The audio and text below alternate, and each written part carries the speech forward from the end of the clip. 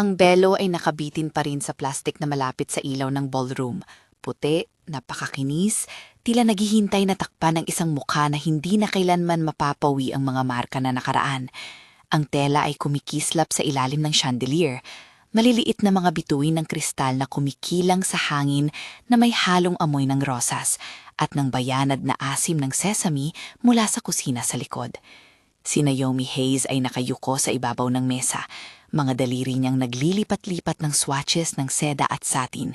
Hinahabi sa isipan ang bawat detalye ng seremonya para sa gabi kung kailan dapat mag-umpisa ang bagong buhay ng isang iba. Una niyang naramdaman ang tawag na parang isang operasyon ng pangangailangan.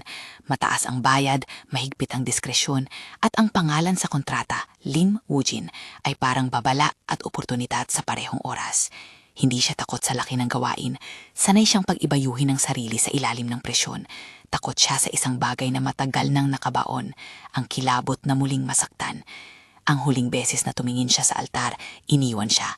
May bulong ng kawalan ng halaga na nagmarka roon. Hindi iyon ang dahilan kung bakit tinanggap niya ang alok.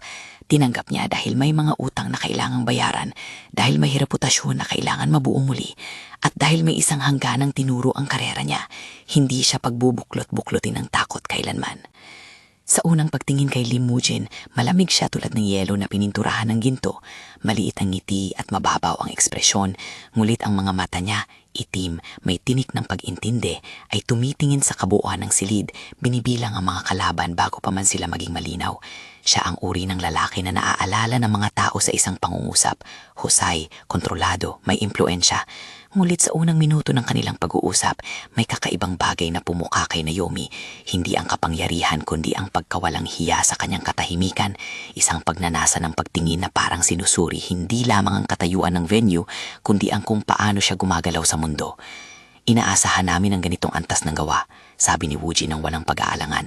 Boses niya mababa, may tumpak na ritmo. Diskresyon, eksakto, walang sabit. Hindi niya sinabing mafia at hindi kailanmang kailangang sabihin. May mga tumpak at mga kilos na nagbibigyan ng kahulugan na hindi kailangan ng salita. Ang pagalis ng isang litratista sa gilid na hindi tiningan niyang cue, ang mabilis na pag-iikot ng isang lieutenant sa pintuan, ang pag-scan ng QR code para sa listahan ng bisita na may pangalan na may mga code sa dulo. Naomi tumigil, nagbasa ng kontrata sa harap niya, mga numero na kumikislap sa kanyang utang, mga kondisyon na nagpapaliwanag ng panganib, at ang maliit na pangungusap sa ilalim, confidentiality enforced, conduct under patron's discretion. Pinindot niya ang kanyang labi, ginawa niyang isang ritual ang paghinga at nagpasya. Hindi dahil mahal niya ang panganib, kundi dahil mas pinipili niyang magtrabaho sa ilalim ng liwanag kaysa manatiling natatabunan ng dilim ng nakaraan. Kukunin ko, sagot niya, malakas at malinaw sa harap ng mga mata ni Woojin. Ngunit may isa akong kondisyon. Hindi ka papayag na itulak silang nasasangkot sa anumang bagay na labag sa batas o moral, at hindi ako magiging komplisit sa anumang iligal na gawain. May kakaibang kislap sa panahong iyon, isang kontrata at isang kasunduan na hindi lang pinansyal. May etika ring nakalagay sa mesa. Naomi, mahinang ngiti ang dinala ni Woojin. Ikaw man ang pipiliin ng plano o ang plano ang pipiliin ka. May tono ng pangungulit, ngulit mayroong ding paggalang. Diskresyon at proteksyon. Hindi ko hinahangad ang pagsasawalang sala, hinahangad ko lang ng kalidad. Mabinis ang daloy ng mga araw pagkatapos ng unang pagtanggap. Ang Parkside State Ballroom ay naging sentro ng isang maliit na imperyo ng intriga. Mga swatches na ipinapaloob sa mga kahon, sample na bulaklak na humahalo ang bango ng rosas sa malamig na aroma ng garlic na mula sa kusina, mga suppliers na sinusukat ayon sa kanilang kahusayan, at sa ilalim ng lahat, ang mahinang pulso ng panganib na hindi niya maalis kahit saan man siya magpunta. Sa isang rehearsal, nakilala niya si Minji. Maliit, may mga mata na madalas tumingin sa lupa, at may isang panunukso sa balakang na nagpapakita ng hindi sinasadyang tapang. Kasama rin si Mrs. Park, matriarch na ang bawat kilos ay sukat ng status at reputasyon ng pamilya. Si Minji ay maputi, may mga kulot na buhok na tila naglalaro sa hangin ng ballroom, at may isang tawa na madaling sirain ng hinagpis. Sa tingin ni Naomi, si Minji ay parang baso ng malambing na alak, madaling masamang hipo, ngulit may lakas sa ilalim ng likido. Ang unang gabi na nagdulot ng pagbabago ay hindi puno ng esena ng laban o armas. Nagsimula ito sa isang hapunan sa pribadong silid ng venue, isang pagsasama na tila isang test ng hangganan. Inanyahan si Naomi ni Woojin upang talakayin ang mga detalye, ilaw ng chandelier, pagkakasunod-sunod ng misa, ang tamang hugis ng belo. Ngulit sa pagitan ng mga talahanaan at ng mga piraso ng isda na may garnish ng sesame, may nagganap na munting paglikot mula sa profesional tungo sa personal. Nagbahagi si Minji ng alaala tungkol sa kanyang ina na pumipili ng tela at isang lihim na tawa na nagsilbing paalala na kahit ang mga taong may pinakamataas na pamantayan ay may kahinaan. Ang pag-uusapan ay dahan-dahang nagbago. Isang pausa, isang unti-unting paglapit ng mga mata ni Naomi at Woojin. Si Woojin ay hindi marahas sa paglapit, imbes parang sinusuri niya muna ang intensyon bago kumilos. Pinakinggan niya si Naomi, hindi lang ang salita, kundi ang pag-iigsa ng salita. Madalas tinatanong ko kung bakit ang mga tao ay tinatago ang kanilang tunay na sarili sa ilalim ng mabigat na tela. Aniya, boses niya halos isang sulok lamang ng kusina. Hindi ito flirt, ito ay obserbasyon. May paggalang at isang kakaibang pagmamayari sa tono. Sa isang sandali, nagkataon na pareho silang tumingin sa isang puting swatch ng tela. At yung pagkaantala na iyon ay naging pabitin, maliit na pagkilos na nagdulot ng lakas. Napahawak si Naomi ng baso, naramdaman ang init ng alak sa kanyang kamay. At nang tumaas ang tingin, nakita niya nga mukha ni Woojin ay nabalot ng liwanag ng chandelier. Ang halik, dumating iyon, mahinahon at may malinaw na persang-ayon. Hindi ito isang pagtatangka ng pagmamayari. Bago pa man tumigil si Naomi, nagulat siya sa sariling pagpapayag. May kakaibang pag-uunawaan. At nang tumugon siya, hindi ito dahil sa panghihikayat o sa pilitan. Ito ay dahil gusto at pahintulot, magkapareho. Ang halik ay maikli, nagtataglay ng malamig na init ng kuryente. At pagkatapos nito, may isang bagay na nagbago sa pagitan nila. Isang maliit na piraso ng tiwala o ang simula ng paghahanap para dito. Hindi kailanman umabot sa eksploitatibo ang eksena, magalang at may malinaw na hangganan ng bawat galaw. Sa halip na maging dramatiko, naging banal ito sa paraan na nakapagbukas ang dalawang tao sa mga sulok ng kanilang sarili na bihirang ipakita sa iba. Kaagad na nagkaroon ng tensyon pagkatapos ng hapunan. Ang rehearsal ay puno ng mga mata at maliliit na paggalaw, mga bultahe ng hindi nasasabi. Si Ji-hoon, Chief of Security ni Woojin, ay laging nasa gilid, mataas, matipono, puwang ang kanyang mga mata sa pag-ikot ng kanyang ulo. Si Lito, ang venue security lead, ay mabilis magsalita at may mapa ng lahat ng exits. Sa likod ng lahat ng proyektong ito ay ang katiyakan na ang seremonya ay magaganap ng walang sabit, hindi lang para sa kredibilidad ng Pamilya Park, kundi para sa sinumang magiging bahagi ng gabi. Ngunit ang mundo ay hindi sapat na kontrolado. Nang umuwi si Naomi sa kanyang maliit na apartment na may mga kahon ng tela at sampol ng bulaklak, may isang maliit na pahina ang nakaslide sa ilalim ng pintuan. Walang envelope, walang pangalan, isang piraso ng papel na may wax seal na parang isang pirasong sinaon ng liham at isang imprint na kumikislap sa liwanag ng lampang kanyang sinaksakan. Ang wax seal ay may simbolo, isang simpleng krus at 2 dahon, tila mababang na punong pamilyang logo. Sa ilalim nito, isang piraso ng larawan, isang lumang larawan ng bahay na kanyang tinirhan bilang bata. Naalala niya ang mga hakbang papasok sa lumang hardin, ang mga rosas na halos patay dahil sa tagtuyot, ang pag-alis. Hindi malinaw kung anong layunin ng papel, isang banta, isang paalala.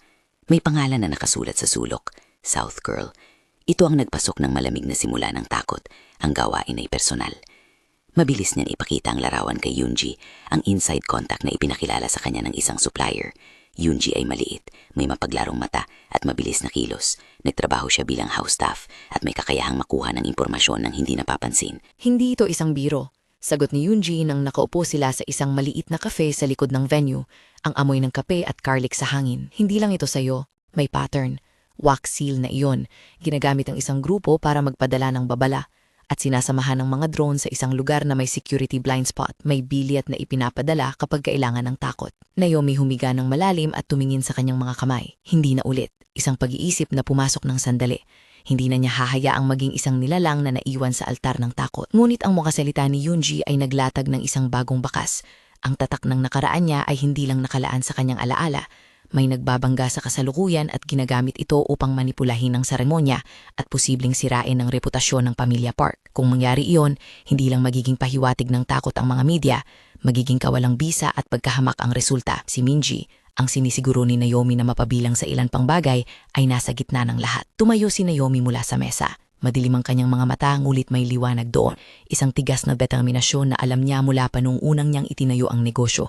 Hindi siya isang babaeng maari ipamuhi ang sariling buhay dahil sa takot. Sabihin mo sa akin ang lahat ng alam mo, sabi niya kay Yoonji, malakas. Sinong grupo ito? Ano ang layo nila? Hindi nagtagal bago inahain ni Yoonji ang mga piraso. Isang pangalan na sumulpot sa dokumento, isang puting van na nakita ng isang delivery crew sa labas ng isa sa mga hotel na pinagmula ng staff nung rehearsal at ilang maikling text messages na nagpapakita ng mga larawan ng venue mula sa itaas. Kuha ng drone, hindi detalyang mga plano ngunit sapat ang mga hint, may pinaplanuhan at may pera sa likod. May tao ring nakalista sa wax-sealed document na nagpapakita ng pagkakaugnay sa lumang pamilya at sa isang lumang utang na hindi niya lubos na naaalala na nag-i-exist. Si Naomi ay may pagkakataon na umatras, maaring iwanan niya ang kontrata, magpalayo, magtakbo pabalik sa isang mundong payak at tahimik. Ngulit habang tinitingnan niya ang larawan ni Minji at narinig ang mapanglaw na butil ng tinig ni Yoonji, may humalili sa kanyang takot, responsibilidad. Ang seremonya ay hindi lang isang trabaho ngayon, nagiging isang larangan ng pagtatanggal laban sa mga kahong gustong sirain ang buhay ng isang tao dahil sa inggit o galit. Sa isang madaling hatol, tinawag ni Naomi si Lito at Shihun. Bilang lead ng venue at seguridad ng Wijin, sila ang mga taong maaaring gumawa ng unang hakbang. Ngulit bago niya gawin iyon, may dumating na panibagong item, isang liham mula sa Mrs. Park, nakapaloob sa isang manipis na sobra na may pirma niya mismo. Ang tono ng liham ay magalang, may halong pag-aalala. Miss Hayes, may mga bagay kaming napansin. Hindi namin inaasahan na makakaranas ka ng ganitong atensyon. Hinihiling ko sa iyo na maging mata sa aming tahanan. Isang umaga habang nag-aayos siya ng mga sample ribbons, may dumating na isang maliit na package sa venue. Wax seal, parang lumang koleksyon ng dokumento at isang-isa pang larawan.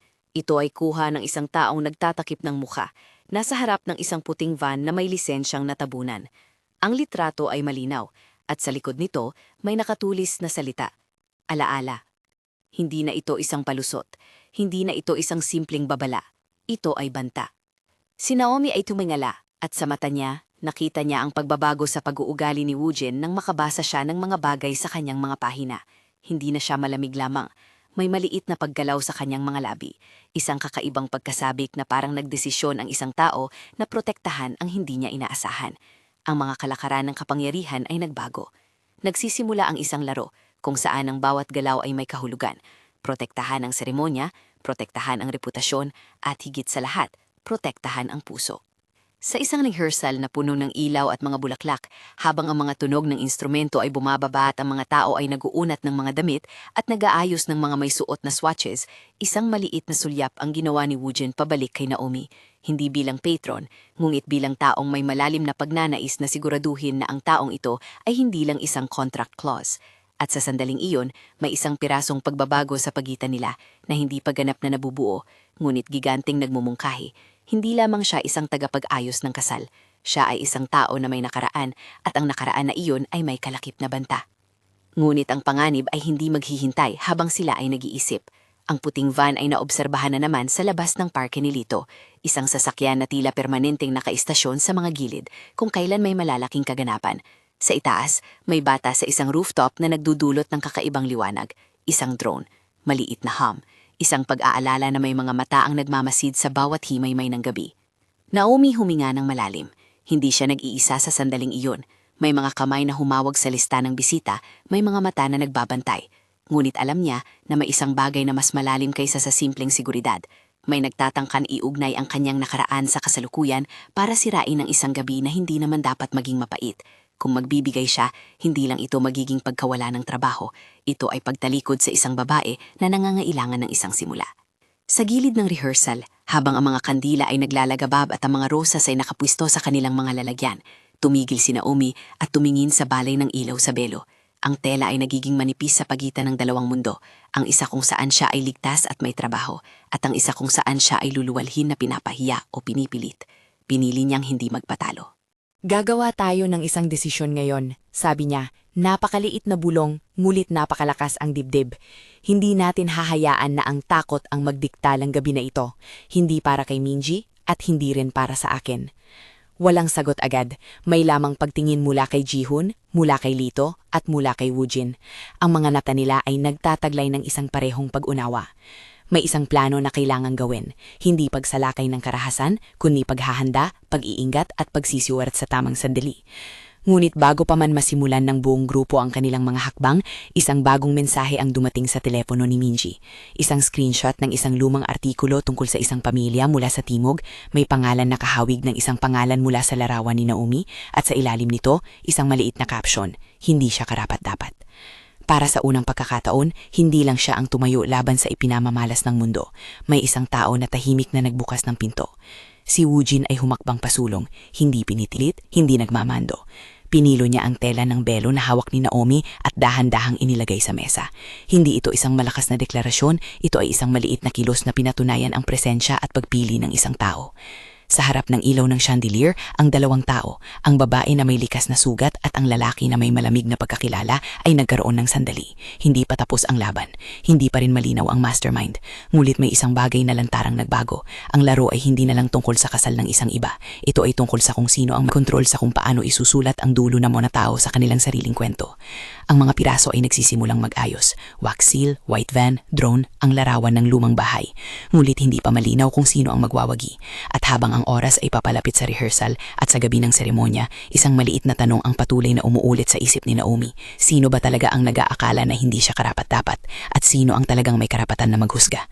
Kung bakit niya pinili ang harapin ng panganib ay hindi dahil sa paghahangad ng pantasya o dahil sa isang malabong pag-ibig. Pinili niya dahil may mga buhay na nakaasa sa kanyang katatagan.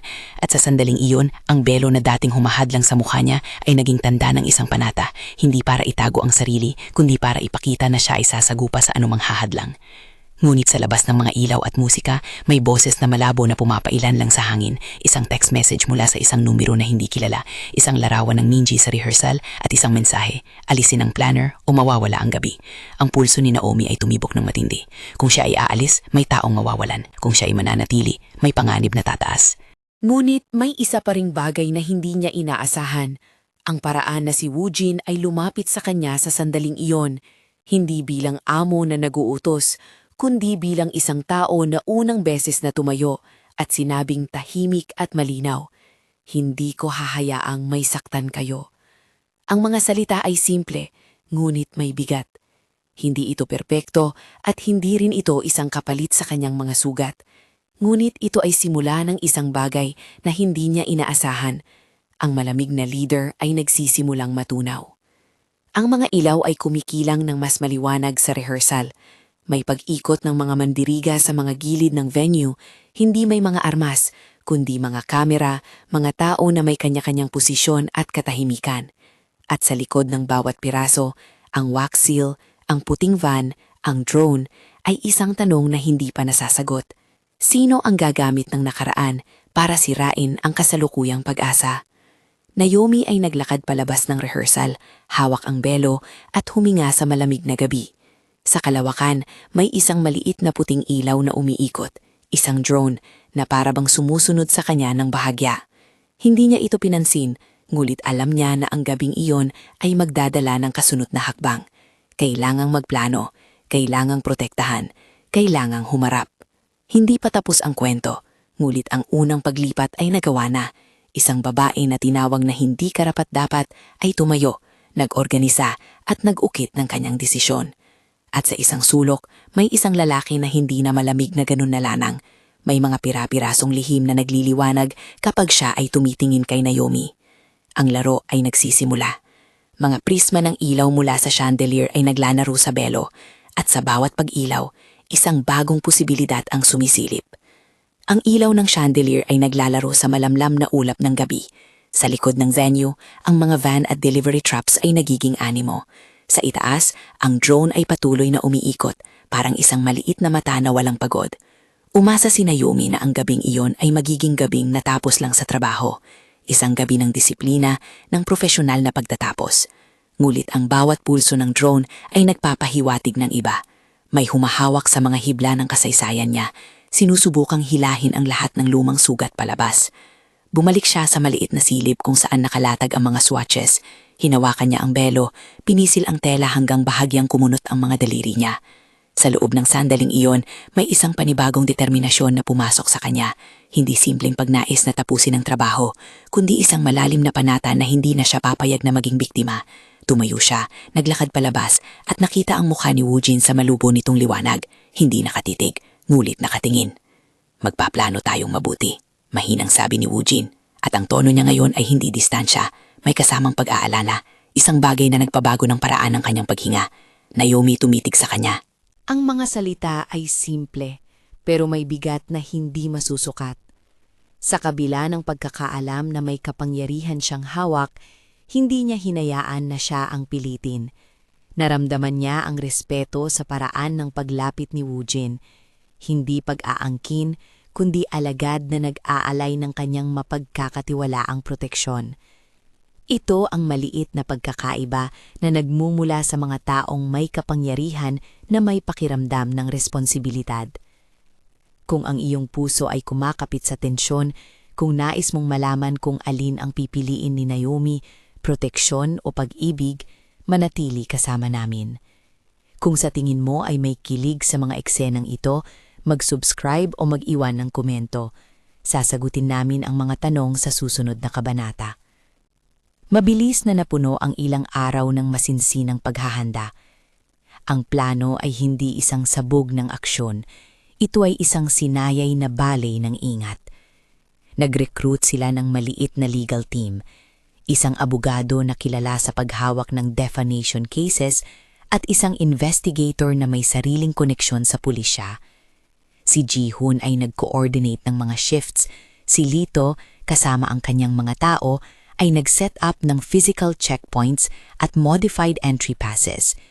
Si Yoonji ay patuloy sa pagkuha ng maliit na piraso ng ebidensya, mga larawan, mga delivery logs, test records ng wax seal at itinatabi ang lahat sa isang maliit na folder na may label, pattern. Lumabas sa mga pirasong iyon ang isang pangalan na hindi inaasahan ni Naomi, isang lumang kumpanyang nagngangalang Castellanos Logistics. Hindi siya sigurado kung ano ang koneksyon, ngulit ang mga invoice at ilang lumang transaksyon ay may ugat sa isang maliit na network ng mga creditors at fixers na matagal nang gumagalaw sa ilalim ng bayang iyon. Hindi sinasabing mafia sa tuwiran, ngulit may mga taong kumikilo sa hangganang halos kriminal ang paraan, mga taong gumagamit ng takot bilang pera. Isang gabi bago ang rehearsal na itinuturing nilang general run-through, may dumating pang mensahe. Hindi online lang, kundi sa isang piraso ng papel na inilagay sa ilalim ng opisina ng planner. Ang wax seal ay naroon muli, malamig at makintab. Ang sulat ay maikli, huwag maging bayani. Sa ilalim nito, may maliit na stamp ng puting van. Hindi ito nang hihikayat. Ito ay nagbabantang kinikilala ang estratehiya nila. Naomi nagsaludo ng sarili at umiling. Hindi siya aatras dahil lang sa banta. Kinuha niya ang sulat, pinunasan ang wax seal ng maliit na piraso ng tela at inilagay sa pocket ng coat niya. Ito ang magiging bahagi ng ebidensya kapag oras na. Muli siyang tumakbo sa kanyang sarili. Hindi bilang isang babae na tinawag na di karapat-dapat, kundi bilang isang profesional na may hangad na panagutin ang gumagawa sa kanya at sa iba. Ang rehearsal ay ginawa ng pinakamasinsinang paraan. May maliit na ilaw at ang tunog ng mga violin ay nagmumungkahi ng kahimikan na dapat nilang panatilihin. Si Minji ay mautak sa kanyang gown. Si Mrs. Park ay nag-iingat ng isang matibay na paningin sa lahat. Ang mga bisita ay dahan-dahang dumadating at pumapasok ayon sa script. Ngunit sa bawat hakbang, may mga mata sa paligid.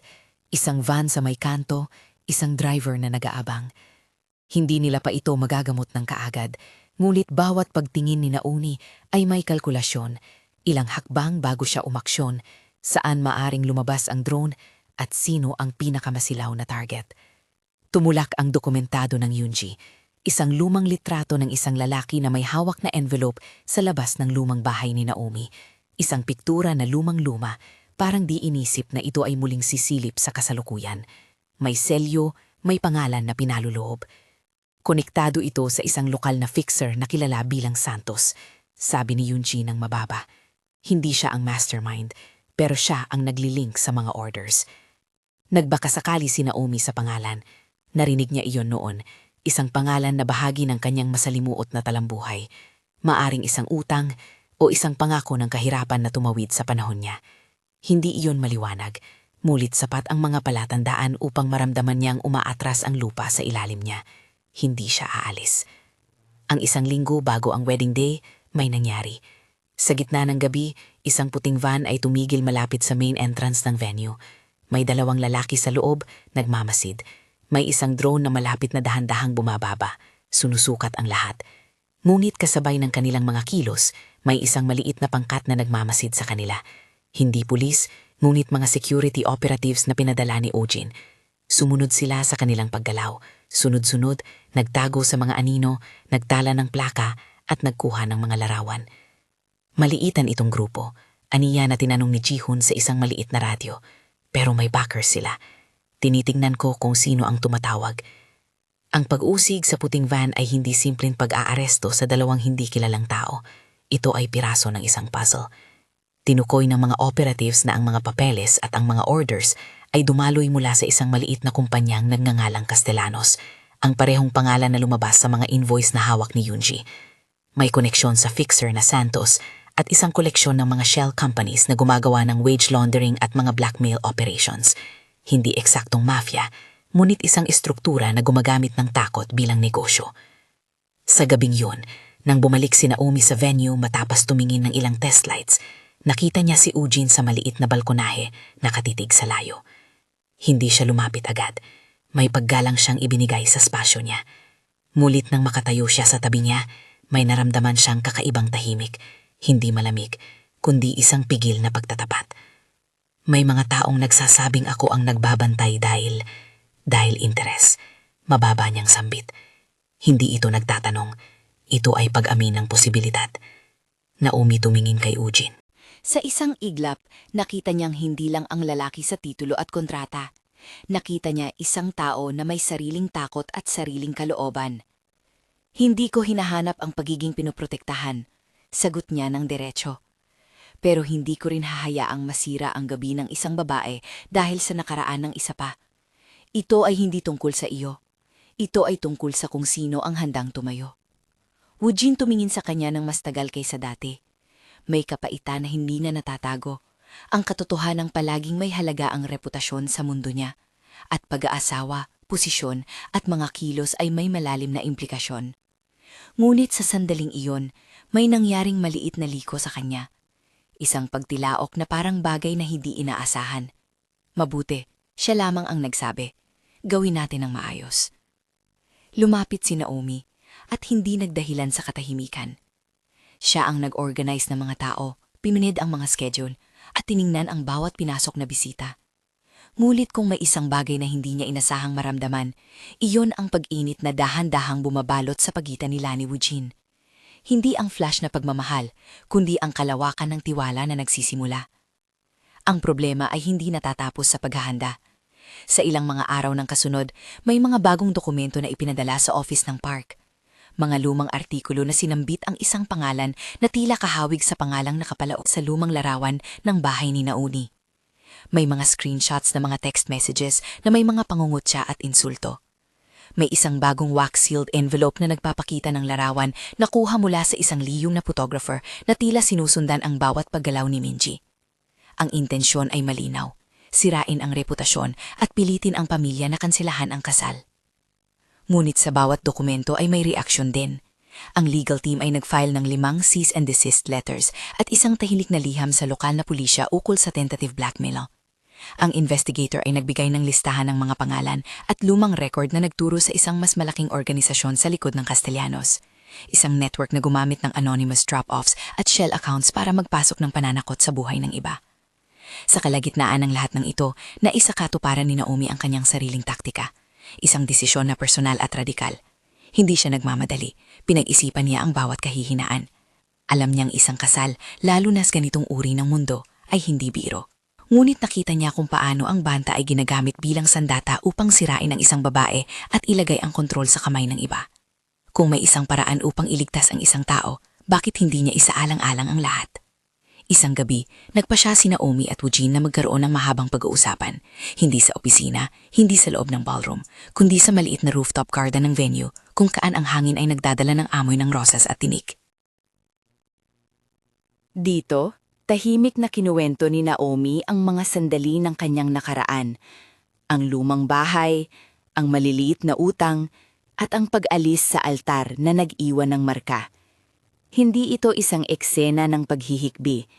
Ito ay isang pagsisiwalat na matikas, isang pag-unpack ng sugat bilang taktika upang ipaliwanag ang kanyang mga hakbang. Woojin nakikinig habang ang ilaw ng lungsod ay nagkikinang. Hindi ko kailanmang naniwala na may hindi karapat-dapat na tao, aniya ng tahimik. May mga tao na ginagawang ang mundo nila ng paraan na maniwala ang iba. Ngunit hindi ko tinatanggap na gamitin ang takot para kontrolin ang ibang tao. Naomi tumingin sa kanya. Minsan ang katahimikan ay nagtataglay ng mas maraming katotohanan kaysa sa salita. Hindi ako naghahanap ng pagpapakasal para sa proteksyon, kanyang sinabi ng tahimik. Kung may nais ako, iyon ay katarungan at isang gabi na hindi nararapat masira. Pero nagkaroon ng pause, isang bagay na puno ng posibilidad. Kung ang pagpili ko ay magsasangkot ng isang pangakong may pag-ibig, hindi ko ito gagawin dahil ako'y natatakot. Naglakad si Woojin palapit. Hindi mabilis, hindi mapilit. Ang paraan ng isang taong ginagawa ang kanyang mga kilos upang sukatin ang katwiran. Hindi natin kailangang magmadali, sagot niya, ngunit may tunog ng intensyon sa kanyang boses. Ngunit kung minsan, ang pinakamabilis na paraan upang pigilan ng takot ay ang gawing publiko ang isang katotohanan. Ang pagprotekta sa isang tao ay hindi pagiging kontrol. Ito ay responsibilidad. Ang mga susunod na araw ay paghalo ng mga operasyon at maliliit na sandali ng katahimikan. Ang mga operatives ni Woojin ay naka-coordinate sa pulisya. May mga covert recordings at mga transaction tracking na nangsimulang maglatag ng pattern. Ang puting van ay natrack pabalik sa isang rented warehouse at sa loob, natagpuan ng awtoridad ang ilang mga devices, mga gamit para sa paghahanda ng blackmail at mga listahan ng target. Hindi sapat para sa isang malalimang pag-aresto sa mastermind, ngunit sapat upang makahadlang sa galaw. Sa kabilang banda, si Naomi ay hindi lumalayo sa gitna ng emosyonal na tensyon. Ang kanyang puso ay naglalakad sa dalawang direksyon, ang profesionalismo ng isang planner at ang personal na posibilidad ng isang ugnayan na nagsisimula. May isang gabi na, sa likod ng rehearsal, dahan-dahan silang nagbahagi ng isang mahabang paghahawak ng mga kamay. Hindi higit pa sa pag-confirm ng mutual na naramdaman, hindi pa ang isang hakbang pa. Kailangan nilang maghintay. Ang lahat ay kailangang gawin ng maingat, may consent at may pagkaalam na ang mundo nila ay masalimot. Sumapit ang araw ng kasal, ang araw na dapat naglalabas ng liwanag at pagkaasa, ngunit puno ng tensyon. Ang venue ay napuno ng mga bisita na nakaayos sa kanilang lugar. Ang chandeliers ay kumikinang parang mga bituing ginawang kristal. Ang mga rosas ay nakaayos ng perpekto at ang amoy ng sesame sa kusina ay sumasama sa bango ng pulutpukya. Lahat ay parang isang obra, ngunit sa ilalim ng mga tela ay may mga taong nakaantabay sa isang iglap. May planong alternatibo sila. Hindi ito isang sabuatan bayolente, kundi isang taktika ng pagsisiwalat. Habang ang seremony ay nagpapatuloy, may pinlano silang pagpapakita ng isang live news bulletin na gagawin ng legal team. Isang pagsasapubliko ng ebidensya laban sa grupo na nagbebenta ng takot. Sa ganitong paraan, hindi lang nila maaagapan ng blackmail, malalandad ang backers at maitatala ang mga gawa nila sa publiko. Ngunit may isang di inaasahang twist. Sa loob ng mga oras bago magsimula ang seremony, nagpadala ang mga kalaban ng isang bagong mensahe. Isang video na may lumang footage at inaangking na ebidensya na magpapahiya kay Naomi at magugulo ang angkan ng park. Ang hangarin ay maliwanag. Pumipilit sila sa loob ng publiko upang kansilahin ang kasal at gamitin ang gulo para magtakip ng mas malalim na kalakaran. Ito ang uri ng sandata na gumaganti ng maliit na sugat at nilalayo nitong wasakin ng mga taong nasa ilalim ng ilaw. Nakatingin si Naomi. Wala sa mukha niya ang pagkabaliw kundi isang malamlam na kahandaan. Kailangan niyang magdesisyon. Kung lumalabas ang video, magiging reaksyon niya ay maaring magpahamak sa rami. Ngunit may isa pang opsyon, ipagtapat ang tunay na katotohanan at iwanan ang kaparusahan sa mga may gawa. Ang kanyang desisyon ay hindi nakasalan sa takot o sa ambisyon, kundi sa karangalan. Samantala, sa likod ng venue, may mabilis na paggalaw. Ang mga contacts ng legal team ay naglatag ng restraining orders. Ang investigator ay nakakuha ng real-time logs na nagpapalink sa video upload sa isang IP na nagmula sa isang rented server na nakalink sa Castellanos. Ang pulis ay handa na para sa isang coordinated takedown, ngunit kailangan muna nilang siguruhin ang publiko ay maunawa ng katotohanan at hindi magpapanit. Ang ceremony ay nagsimula. Ang musika ay banyad at ang mga ilaw ay nagsisinag. Si Minji ay dumating. Ang kanyang gown ay kumikinang sa liwanag at si Mrs. Park ay may malamlam na pag-iyak, hindi dahil sa takot, kundi dahil sa relief at pagmamalasakit. Ang oras ay tila huminto sa loob ng mga sandaling iyon. Ngunit habang ang mga salita ng obiso ay nagsisimula, ang lights ng venue ay biglang kumupas. Isang screen sa gilid ay nagkaroon ng signal, isang video feed na ilalabas. Marami ang huminga ng malalim, naghahanda para sa ipinakahandang sorpresa. Dapat bago pa lumabas ang video sa screen, biglang bumukas ang ibang screen. Hindi ang video ng kalaban, kundi isang live legal bulletin, mga dokumento, movement logs ng van, plaka, larawan ng mga nag-operate, at pinakalahin bakit may connection silang ito sa Castellanos. Ang legal team ay nagbigay ng maiksing payag. May attempt na sirain ang reputasyon ng isang individual upang pigilan ang kasal. May ebidensya kami kontra sinungulugan na ito. Sa loob ng segundo, ang dami ng impormasyon ay nagdulot ng pag-igting sa mga bisita. May konting bulungan, may pag-angat ng ulo. Ngulit sa kabilang banda, naroon pa rin ang broadcast ng kalaban, isang edited footage na naglalayong magpahiya kay Naomi. Lumabas ito sa isang screen sa kabilang dulo at mabilis na umani ng boses mula sa ilang tao. Ang tensyon ay tumagal ng isang segundo na tila sapat para magdulot ng gulo. At dito pumasok ang sandali na susukatin ang pag-uugali ni Woojin. Tumayo siya sa gitna ng ballroom. Ang kilos niya ay hindi magaspang, hindi siya nag-utos. Naglakad siya papunta sa gitna at sa harap ng lahat, ng pamilya Park, ng mga bisita, ng mga kamera, hinawakan niya ang kamay ni Naomi. Ang mga mata niya ay may kakaibang init. Hindi ito agresyon. Ito ay pag-aangkin ng pagpipilian. Hindi ako mananahimik habang nilalaso ninyo ang isang tao dahil sa nakaraan niya. Mahina, ngulit malinaw ang kanyang boses. Ako si Lim Woojin. Ito ang aking pangalan at pinili ko siya. Maraming mga ulo ang tumingala. May mga nagbulungan. May mga naggulat. Si Mrs. Park hawak ang mukha ng isang taong nagtataka, ngunit hindi lumihis sa paningin ni Woojin. Ang momentong iyon ay hindi isang pagpapahamak sa ani ng reputasyon ng iba, kundi isang malakas na pagpapakita ng kung sino ang may kapangyarihan para magprotekta. Sa sandaling iyon, naunang lumabas ang video ng kalaban at sinubukang ipakita ang edited footage.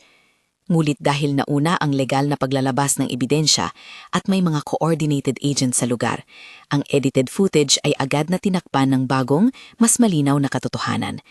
Data logs, IP tracing, estado ng van, at testimonies mula sa delivery crew na nagsabing sila ay pinilit kumuha ng mga litrato at alarm recordings ng isang grupo na nagbabayad sa kanila. Ang mismatch ay naging halata. Maraming bisita ang nagsimulang umunawa na mayroong mas malalim na panukala. Humarap si Woojin sa mga tao at hindi niya tinawag ang sarili ni Naomi bilang protektahan ko. Tinawag niya siyang partner. Ito ang maliit na pagbabago ng salita na nagdala ng bagong bigat. Si Naomi Hayes ay hindi dapat pag-usapan sa paraang iyon, aniya ng matatag. Siya ay professional at siya ay may karapatan sa dignidad. Tumayo rin ang pulis at nagpakita ng warrant na nakuha dahil sa bagong ebidensya. Sa labas, ang team ay nag-aresto ng 2 tao na may kinalaman sa rented van. Sa loob, may mga nanood na nagulat sa biglaang pag-ikot ng pangyayari. Ang mga organizers ng blackmail ay natuntun sa kanilang mga accounts at inaresto sa loob ng ilang oras. Hindi ito kompletong pagtatapos. Ang mastermind ay nananatili pa ring malayo, ngunit ito ay isang malaking hakbang patungo sa hustisya. Ngunit ang pinakamahalaga ay ang pag-uusapang naganap sa gitna ng ballroom, isang bagay na tatatak sa alaala ni Naomi magpakailanman. Si Woojin, sa harap ng lahat, humarap sa kanya ng tahimik at hinawakan niya ang kanyang kamay ng mas mahigpit. Aking iayos ang mga bagay, sariwa niyang sinabi, hindi dahil minsay ako ang nag-order o dahil ako ay may kaya, dahil pinili kita. Ngunit may isa pang tanong na pumapasok sa isip ni Naomi, hindi teknikal, kundi personal. Ano pa talaga ang ibig sabihin ng piliin? Hindi ito dapat isang tren lang tungkulan at kapangyarihan. Sa loob ng ballroom, sa liwanag ng mga chandeliers at sa amoy ng mga sariwang rosas, tumingin siya kay Woojin at nang walang ingay, nagsalita. Kung pipiliin mo ako, alam kong hindi ito batay sa pansamantalang damdamin o sa pagnanais protektahan lang ang sarili. Gusto ko ng tao na nakikita ako, lahat ng labas at loob. Sa puntong iyon, tumigil ang mundo bilang dalawang tao. Hindi malakas ang tugon ni Woojin, hindi siya nagsalita ng malaking panalangin o malakihang pangako. Ang ginawa niya ay isang maliit na bagay. Kinuha niya ang maliit na kahon sa loob ng kanyang coat at dahan-dahang binuksan. Sa loob ay may isang singsing, simple, hindi maranya, ngunit may bigat dahil ang kilos ay galing sa isang tao na bihira magpakita ng empatiya. Naomi Hayes, kanya lamang mahinang sabi, "Ikakasal ka ba sa akin?"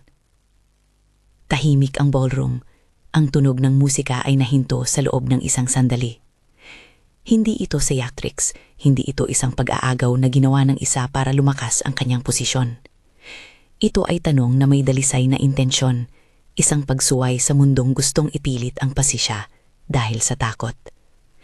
Maraming iba pang posibilidad ang maaring gawin upang protektahan si Naomi, legal na paraan, papeles o pagdulong muli. Ngunit sa mosyon na iyon, may isang bagay na malalim, ang pagsang-ayon kung iyon ang nais niya. Si Naomi huminga ng malalim, hindi niya inisip ang mga tanong ng publiko, hindi niya tinimbang ang reputasyon o ang posibleng diskurso. Tiningnan niya ang kalaliman ng mata ni Woojin at nakita ang linaw ng isang tao na handang magbago. Nakita rin niya ang sarili, hindi ang babae ng nakaraan, kundi ang taong gumawa ng desisyon araw-araw para sa iba. Oo, mahinang sagot niya, ngulit hindi ito madaling oo. Ito ay oo na puno ng mga kondisyon at katotohanan. Oo, kung ito ay dahil sa pagmamahal at paggalang, hindi sa pilitan, hindi sa pilitang liwanag. May isang maliit na ngiti ang lumutang sa mukha ni Woojin na para bang natuntun niya ang isang treasure, hindi dahil sa pag-aangkin ng pagkapanalo, kundi dahil sa paglalagay ng isang bagay sa lugar kung saan ito dapat. Hindi ito isang instant na fairy tale. Sa gitna ng champagne at tendon ng orkestra, may isang maliit na seremonya na nangyari, isang kasulatan ang nilagdaan sa presensya ng ilang pahintulot at abogado, hindi upang tanggalin ang anumang legal na hakbangin, kundi upang magbigay ng publikong pahayag na may legal na panig, isang pagsanib ng buhay, pati na rin ng publikong responsibilidad. Sa labas, habang ang mga suspek ay inihahatid ng pulis at habang ang mga dokumento ay nabibilang, may isa pang maliit na pagtatapos. Ang mga komentaryo sa social media ay nagsimula magbuhos. May nagtatanggol, may tumutol, may nagulat. Ngulit sa loob ng ballroom, may isang bagong anyo na nalikha. Hindi ang isang babaeng pinilit makipagsabayan ng mundo, kundi isang taong pinili na pumili para sa sarili. Hindi lahat ay naging perpekto. May mga tanong pa rin tungkol sa mastermind. Sino ang nagtangkang sirain ang kasiyahan? Ngulit may isang malinaw na pahiwatig, ang grupo ay may backers at ang backers ay may kapangyarihan. Ang operasyon na pinangunahan ni Woojin ay hindi nagpapatawad. Ito ay nagbukas ng linya ng pagsisiyasat na maaaring humantong sa mas malalim na paglitaw ng kabayaran at ng mga kahihinatnan. Legal na aksyon ang susunod. Ang reputasyon ng mga nagnakaw at nanakot ay unti-unting madudurog sa mga dokumento at testimonies. Sa loob ng mga araw na sumunod, ang momentum ay pabor sa kanila. Ang mga suspek ay kinulong, ang ilang accounts ay frozen. Ang Castellanos ay nagtangkang tanggalin ang mga dokumento, ngulit natuntun ng mga investigator. Hindi perpekto ang hustisya. Hindi ito basta-basta lumabas sa isang gabi. Ngunit unti-unti, ang pattern ay natatanggal at ang pangalan na ginagamit para manakot ay nauubos ang epekto. Sa pagitan ng lahat ng ito, nagsimulang magbago ang relasyon ni Naomi at Woojin. Hindi ito mabilis, hindi ito isang flash na naglaho sa mga salita ng papel. Ito ay umaani na maliit na gestures. Isang tasa ng tsaa na inabot sa kanya, isang maiksing pag-ayos ng kanyang coat, isang mensahe sa gabi na nagsasabing, "Kumusta ka na?" Ang mga sandaling iyon ay hindi dramatiko, ngunit ginawa nila ang isang ordinaryong koneksyon, isang spasyo kung saan ang pagkakaroon ng empatiya ay nagsimulang pumalit sa predileksyon ng kapangyarihan.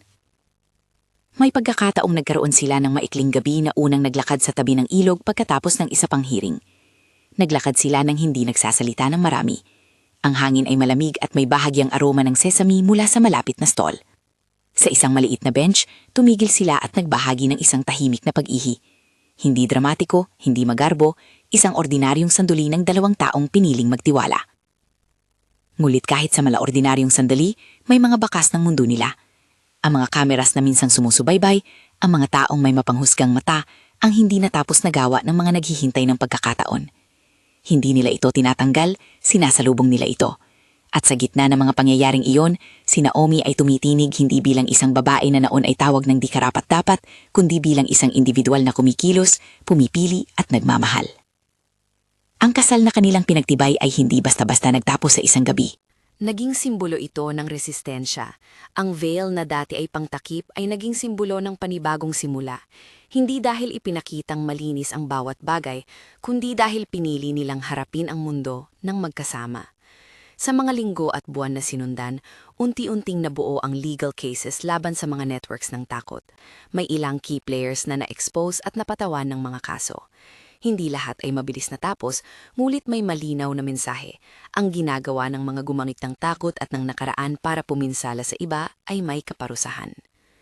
Sa loob ng pagbabago, nagkaroon ng oras si Naomi para maghilom. Ang mga gabing walang tulog at mga panahong nag-aayos siya ng mga swatches ay nagbigay ng daan sa maliit na kasiyahan. Isang maliit na hapunan sa bahay, isang bouquet ng rosas na hindi para sa trabaho, kundi bilang tanda ng pagsalubong. Sa isang umaga, habang naglalakad siya sa maliit na hardin ng kanilang apartment, hinawakan niya ang belo. Hindi upang itago ang mukha, kundi upang muling tingnan ang mga hibla nito at maalala kung saan siya nagsimula. Hindi ako di karapat-dapat, naisip niya ng malalim. Nagpapasya ako ng sarili kong kwento. Si Minji, na noon ay nakapagitna sa lahat ng trahedya, ay natagpuan ang sariling sigla. Ang kanyang kasal ay naayos muli sa isang maliit na selebrasyon, may mas mababang konting pomp at mas mataas na tunay na pananampalataya. Hindi siya nagkaroon ng isang maluho na state win, ngunit nagkaroon siya ng mga taong tunay na nandoon para sa kanya, mga kaibigan na nagprotekta at isang bagong pag-asa na hindi kinain ng takot. Mrs. Park ay natutong manatili sa tabi at magbukas ng kanyang puso sa mga bagong pananaw tungkol sa reputasyon at legal na integridad. Habang lumalalim ang relasyon ni Naomi at Woojin, hindi na ito basta-basta automatikong nagdulot ng isang stereotypical na romanticization ng isang mafia lifestyle. Sa katunayan, ang paggana ni Woojin ay may malinaw na hangganan. Ang mga ilaw ay mas mababa na mayon, ang chandelier ay palayo, ngunit ang amoy ng rosas ay nananatili. Tumayo sila sa gilid at tiningnan ng lungsod sa ibaba, mga maliliit na ilaw na nagsasabi ng milyong kwento. Woojin dahan-dahang kumuha ng belo mula sa kanyang coat, ang parehong belo na naging simbolo ng pag-ibig at panata. Hindi siya gumawa ng malalaking galaw. Inabot niya ito kay Naomi at ng isang maliit na ngiti, tinawang niya ang pangalan niya ng may init. Naomi, mahina niya, hindi ako magseselos sa nakaraan mo. Hindi ko hahayaan na maging sandata iyon laban sa iyo. Salamat na pinili mong tumayo. Salamat na pinili mo ako. Naomi huminga ng dahan-dahan at dahan-dahang inilagay ang belo sa ulo niya, hindi upang itago ang muka, kundi bilang tanda ng bago nilang panata. Isang panata ng pagkakapantay-pantay, ng mutual na paggalang, at ng pagtindig sa harap ng takot. Ang mga rosa sa paligid nila ay parang pumapalakpak sa maliligit na hangin. May mga araw na mahirap, ani Naomi, at may katatawanan na naglalaro sa kanyang boses. May mga araw na bumabalik ang luma, pero hindi na ako natatakot. Woojin tumingin sa kanya, hindi mo kailangang matakot. At kung may time, pipigilan natin ito ng magkakasama. Naglakad silang magkahawak kamay pababa ng hagdan ng rooftop. Sa kanilang likuran, ang lungsod ay patuloy sa pagising. Maliit na buhay, maliit na problema, maliit na pag-asa. Ngumit sa harap nila, may bagong kwento. Hindi isang instant na salutary na pagtatapos, kundi isang serye ng araw na puno ng pagbibigay at pagtanggap. Ang mundo ay nanatiling mapanganib sa maraming paraan at hindi mawawala ang mga taong gumagamit ng takot bilang sandata. Ngunit may mga pagkakataon na kahit ang pinakamalakas na hangganan ng kontrol ay maaaring tumunaw sa harap ng tapon at katapatan. Sa mga sandaling iyon, Isang malamig na puso ang natutunaw, hindi dahil sa panghihinangan o pag-aakobili, kundi dahil sa pagpipiliang magsama at magbago. Sa wakas, ang veil ay hindi na lamang piraso ng tela, ito ay simbolo, isang palatandaan na ang mga sugat ay maaaring gawing lakas at na ang pagiging hindi karapat-dapat na binigay ng iba ay hindi kailanman dapat maging huling hatol. Si Naomi Hayes ay hindi lamang pinakasalan ng isang makapangyarihang lalaki. Siya ay pinili, minahal at naprotektahan ng isang taong natutunan na gumamit ng kapangyarihan para sa katarungan. Kung natikman mo ang kwento at nais mong ibahagi ang emosyon o mayroon kang tanong tungkol sa kung sino ang maaaring maging mastermind pa rin, i-share at i-comment. Sabihin kung sino ang tingin mo ang tunay na utak sa likod ng mga banta. Mag-subscribe din para sa mga susunod na kabanata at mga detalye ng proseso ng hustisya na hindi lang nagpapakita ng tagumpay, kundi ng mga aral na nakuha.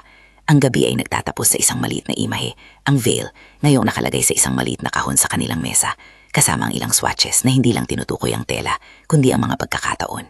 Ang drone ay wala na sa itaas. Ang puting van ay naitatala na sa archives. Ang wax seal ay nakatutok na ngayon bilang ebidensya ng isang panliligalik. Ang mga rosas ay nagsimulang magpanibagong buhay, mga puting petals na unti-unting sumisibol sa bagong kulay. Hindi kailanmang naging madali ang daan, nguit sa wakas may isang larawan na nagsisiwalat ng pagbabago. Isang tao na dating tinawag na di karapat-dapat ay tumayo at pinili ang kanyang sarili. Isang tao na may kapangyarihan ang natutong gamitin iyon ng may integridad. At isang maliit na komunidad ng babae at lalaki na natutong magtulungan, hindi upang itangkilik ang krimen, kundi upang tapusin ito. Ang paglaban ay nagpatuloy sa iba pang antas, mga trial, mga testimonies, at ang pagbawi ng reputasyon ng mga nasaktan. Ngunit sa puso ng kwento ay nanatiling malinaw ang tatlong bagay: katapangan, pagpili, at pag-ibig na ipinakita sa gawa. Sa ilaw ng chandelier, sa amoy ng rosas at sesame, at sa maliit na sulyap ng mga swatches, nagsimula ang isang bagong kabanata, hindi matapos, kundi panimula. Marahil ang huling alaala na iiwan sa gabing iyon ay hindi ang flat ng isang title, hindi ang sensasyonal na headline. Ito ay ang maliit na butil ng katahimikan sa pagitan ng dalawang tao na, sa kabila ng lahat, pinili ang isa't isa. At sa panahon na ang isang sagot ay kailangan, ay tumayo sila, hindi para sa palabas, kundi para sa katotohanan. Kung naantig ka ng kanilang kwento, i-share ito sa isang kaibigan na naniniwala rin sa hustisya at sa lakas ng pagpiling mabuti. Salamat sa panonood.